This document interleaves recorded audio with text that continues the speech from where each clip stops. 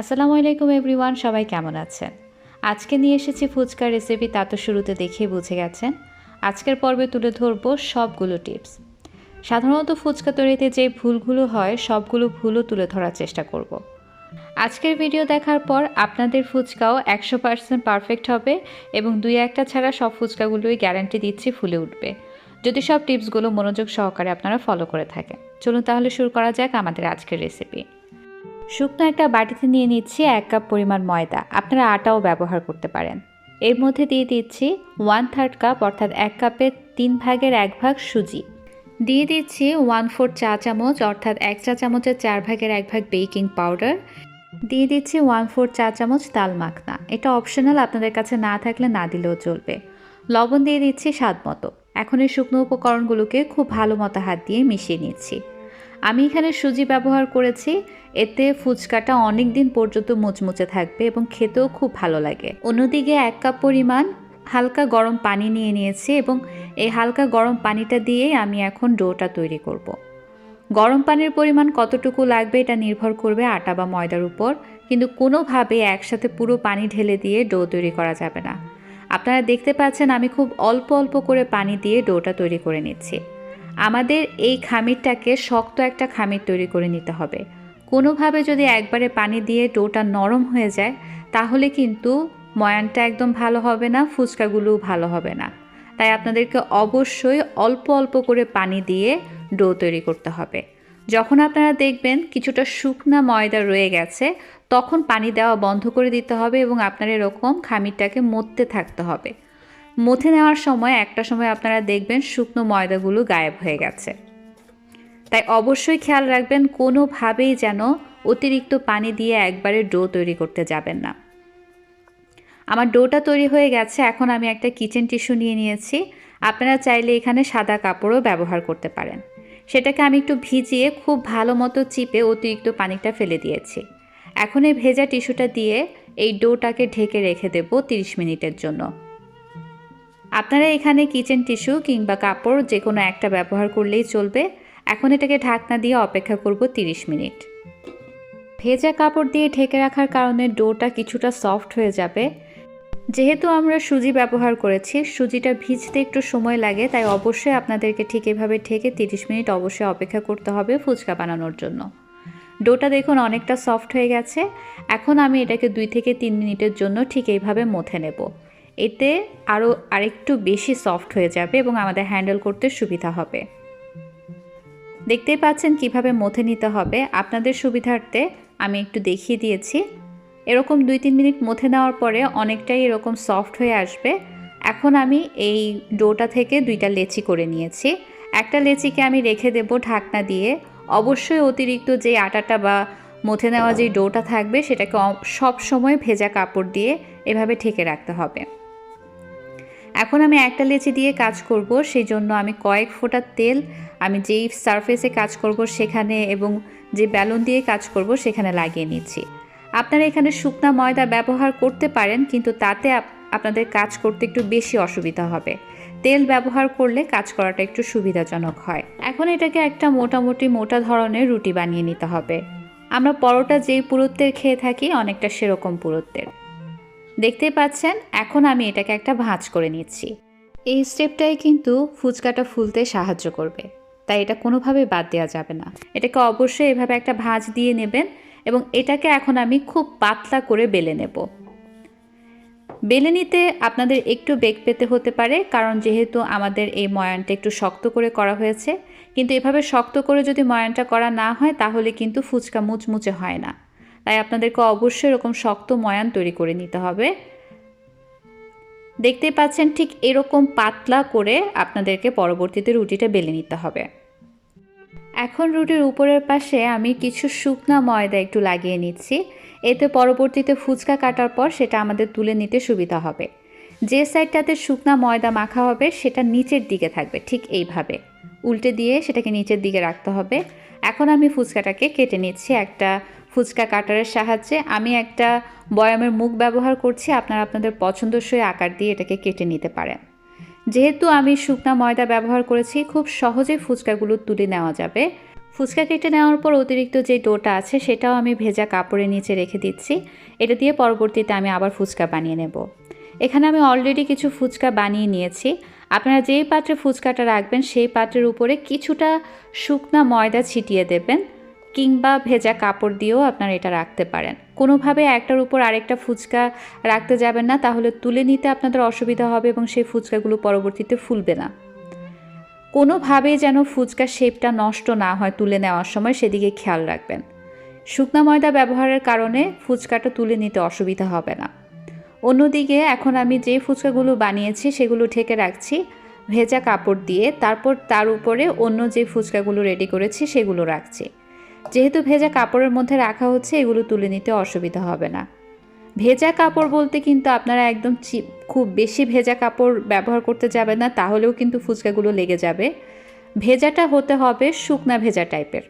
আমি আপনাদেরকে ভিডিওতে যতটুকু সম্ভব দেখিয়ে দেওয়ার চেষ্টা করেছি। এভাবে আপনারা যদি সিঙ্গেল ফুচকা বানাতে চান সেটাও আপনারা বানিয়ে নিতে পারেন। আমি কয়েকটা আপনাদেরকে তৈরি করে দেখাচ্ছি, কিন্তু এগুলো পারফেক্টলি ফুলতে চায় না। আমি আপনাদেরকে এগুলো ভেজেও দেখাবো পরবর্তীতে। এগুলো খুব একটা ভালো হয় না খেতেও, এবং ফুলতেও খুব ঝামেলা করে। তাই আমি এগুলোকে এভাবে জাস্ট বানিয়ে নিচ্ছি আপনাদেরকে দেখানোর জন্য। আমি সাধারণত এভাবে ফুচকা বানাই না। যেহেতু এটার মধ্যে 2টা লেয়ার হয় না, তাই এগুলো খুব একটা ফুলতে চায় না। আরেকটা বিষয় বলে রাখি, শুধুমাত্র আটা দিয়ে তৈরি করা যায় খুব সহজ একটা ফুচকা রেসিপি অলরেডি আমার চ্যানেলে আছে। আমি লিঙ্কটা ডেসক্রিপশন বক্সে দিয়ে দেবো, এছাড়া উপরে আই বাটনে ক্লিক করলেও পেয়ে যাবেন। যাই হোক, এখন আমি এগুলোকে ভাজতে চলে যাব। ভাজার ব্যাপারে অনেক কিছু একটু খেয়াল রাখতে হবে। অবশ্যই যে তেলটা নেবেন সেটা ডুবো তেল হতে হবে। যে পাত্রটাতে আপনারা ভাজবেন সেই পাত্রটা গোল তলাযুক্ত পাত্র হতে হবে। তেল গরম হয়েছে কিনা বোঝার জন্য এরকম একটা আটা ছেড়ে দেখতে হবে। যদি তা আস্তে আস্তে উপরে এরকম ভেসে ওঠে তাহলে বুঝতে হবে তেল পারফেক্টলি গরম হয়ে গেছে ভাজার জন্য। এখন আমি এর মধ্যে ফুচকাগুলোকে ছেড়ে দিচ্ছি। ফুচকাগুলো যখন তেলে ছাড়া হবে তখন চুলার টেম্পারেচার অবশ্যই মিডিয়াম এবং হাইয়ের মাঝামাঝিতে থাকতে হবে। হয়তো হাইতে রাখবেন, না হয় মিডিয়াম এবং হাইয়ের মাঝামাঝিতে রাখবেন। কোনোভাবে এর থেকে কমে রাখতে যাবেন না, তাহলে ফুচকা ফুলবে না। যখন আপনারা তেলের মধ্যে ফুচকাগুলো দেওয়ার পরে ফুচকাগুলো পুরোপুরি ফুলে যাবে, তখন চুলার আঁচটাকে অবশ্যই মিডিয়াম এবং লোয়ের মাঝামাঝিতে রেখে সময় নিয়ে ফুচকাগুলোকে ভাজতে হবে। আমি আবারও বলছি, যখন তেলে আপনারা ফুচকা দেবেন, ফুচকার তেলের টেম্পারেচার একটু বেশি থাকতে হবে। চুলার আঁচ থাকবে মিডিয়াম এবং হাইয়ের মাঝামাঝিতে। যখন প্রত্যেকটা ফুচকা ফুলে যাবে তখন চুলার আঁচটাকে কমিয়ে মিডিয়াম এবং লোয়ের মাঝামাঝিতে করে সময় নিয়ে ফুচকাগুলোকে ভাজতে হবে। চুলার তাপমাত্রা যদি এদিক সেদিক হয় তাহলেও কিন্তু ফুচকা ফুলতে চায় না, এবং সেই সাথে অনেক জোরে চুলা দিয়ে পুরো ফুচকাগুলোকে সময় নিয়ে না ভাজলেও কিন্তু ফুচকা মুচমুচে থাকে না। দেখতে পাচ্ছেন এই যে ফুচকাটা, এটা আমার তুলে নেওয়ার সময় শেপটা একটু এলোমেলো হয়ে গেছে। এটা লেগেছিল, আমি জোর করে তুলে নিয়েছি এবং একটা সাইড পাতলা হয়ে গেছে। দেখুন এই ফুচকাটা ফুলেনি। তাই অবশ্যই খেয়াল রাখবেন ফুচকাগুলো আপনারা যেন খুব সহজে হ্যান্ডেল করতে পারেন, কোনোভাবেই যেন কোনো কিছুতে লেগে না যায়। তাই হালকা শুকনা ময়দা অবশ্যই ব্যবহার করবেন। আমি যেভাবে আপনাদেরকে দেখিয়ে দিয়েছি সেভাবেই করার চেষ্টা করবেন। যখন এটা আমার কাঙ্ক্ষিত বাদামি রং হয়ে গেছে তখন আমি তুলে নিয়েছি। আরও একটা বিষয় বলে রাখতে চাই, যদি আপনারা তেলের টেম্পারেচারের পাশাপাশি যে পাত্রটা ব্যবহার করছেন সেই পাত্রটার দিকে খেয়াল না দেন, তাহলেও ফুচকা ফুলতে চায় না। খেয়াল করুন আমার পাত্রের যেই তলাটা সেটা একটু গোল ধরনের। এই ধরনের গোল পাত্রে এই ফুলে ওঠা জিনিসগুলো খুব ভালো হয়, যেমন পুরি, লুচি। এই ধরনের গোল তলাযুক্ত পাত্র ব্যবহার করার চেষ্টা করবেন। পাত্রের আকার অনুযায়ী ফুচকা দেওয়ার চেষ্টা করবেন। একসাথে অনেক বেশি ফুচকা দিয়ে ফেললে অনেক সময় ফুলতে চায় না। খেয়াল করুন এই যে আমি ব্যাচটা ভাজছি, এখানে আমি লাস্টে যে ফুচকাটা দিয়েছি সেটা খুব একটা ফুলেনি। যাই হোক, যখন ফুচকাটা ফুলে যাবে তখন কিন্তু অনেক সময় নিয়ে ফুচকাগুলোকে ভাজতে হবে। এই পর্যায়ে যদি চুলার আঁচ বাড়িয়ে রেখে আপনারা ফুচকাগুলো ভেজে নেন তাহলে কিছুক্ষণ পর তা নেতিয়ে যাবে এবং খেতে একদমই ভালো লাগে না।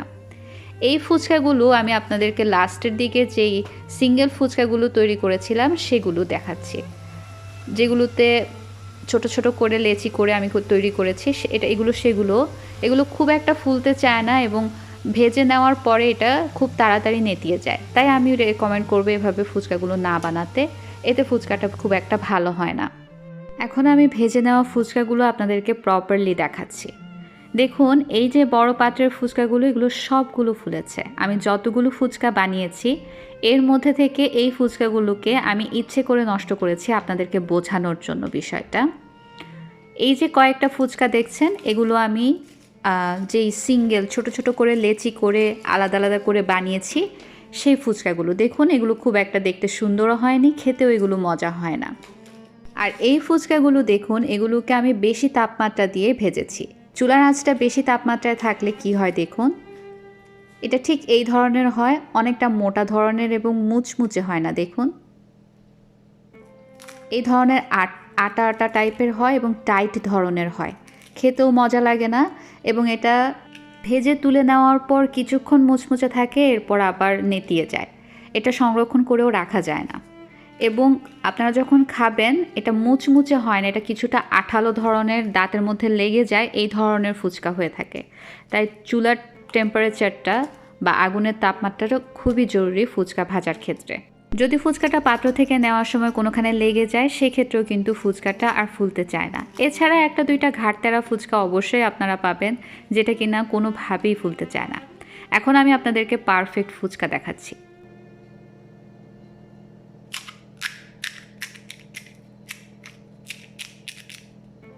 শব্দটা শুনেই বুঝে গেছেন যেটা কতটা মুচমুচে হয়েছে। এই ফুচকাগুলোকে ঠান্ডা করে একটা পলি ব্যাগে ভরে, এটাকে আরও একটা পলি ব্যাগে ভরে আপনারা যদি রেখে দেন, কমপক্ষে 2 থেকে 3 মাস পর্যন্ত সংরক্ষণ করে রাখা যায়। বারবার পলিথিনের মুখ খোলা যাবে না, তাহলে কিন্তু আবার নেতিয়ে যাবে। আশা করছি আমার আজকের রেসিপি আপনাদের উপকারে আসবে। যদি ভালো লেগে থাকে একটা লাইক দিয়ে দেবেন। এরকম আরও অনেক রেসিপি পেতে subscribe to my channel. Recipe সম্পর্কে যদি কোনো প্রশ্ন থাকে কমেন্ট বক্সে কমেন্ট করবেন, আমি উত্তর দেবো ইনশাআল্লাহ। আল্লাহ আপনাদের সবাইকে সহি সালামতে রাখুন। আগামী ভিডিও দেখার আমন্ত্রণ জানিয়ে আজকের মতো এখানেই বিদায় নিচ্ছি। আল্লাহ হাফেজ। কিপ ওয়াচিং ভোজন বিলাস বাই আলাইসা।